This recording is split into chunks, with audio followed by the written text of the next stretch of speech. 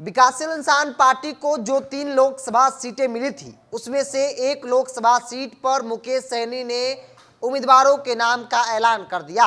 नमस्कार, the India top देख रहे हैं। मैं हूं आपके साथ बिरजू सिंह।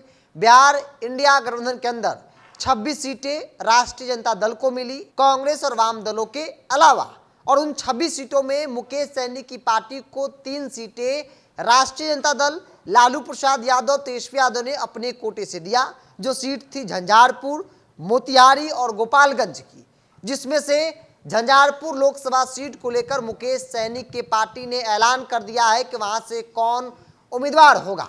आपको बता दें कि मुकेश सहनी को लेकर चर्चा खूब हो रही थी कि वो झंझारपुर से चुनाव लड़ सकते हैं। उनके भाई संतोष सुमन की चर्चा हो रही थी, जो पार्टी के राष्ट्रीय अध्यक्ष है। लेकिन एक इंटरव्यू में मुकेश सहनी ने साफ साफ इनकार कर दिया कि वो ना तो खुद चुनाव लड़ेंगे और ना ही परिवार का कोई सदस्य चुनाव लड़ेगा।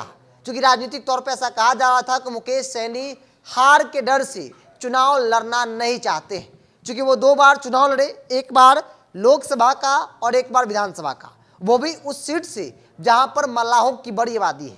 बावजूद भी मुकेश सहनी चुनाव बुरी तरीके से हार जाते हैं, लोकसभा का भी और विधानसभा का भी।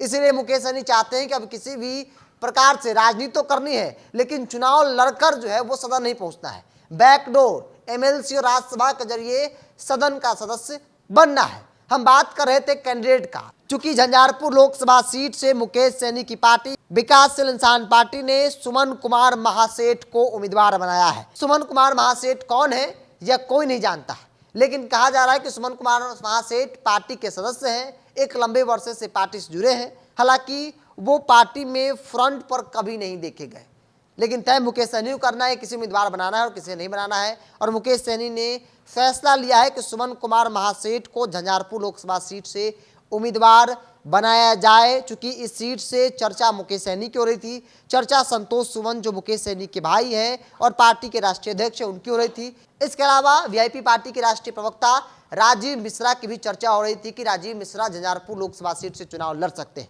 चूंकि राजीव मिश्रा की पकड़, उनके परिवार की पकड़ वहां के राजनीति पर अच्छी खासी मानी जाती है। लेकिन मुकेश सहनी ने फैसला किया है कि ना तो परिवार का कोई सदस्य लड़ेगा और ना ही राजीव मिश्रा लड़ेंगे। यहां से चुनाव लड़ेंगे सुमन कुमार महासेठ, जो महासेठ हैं मतलब बड़े उद्योगपति हैं।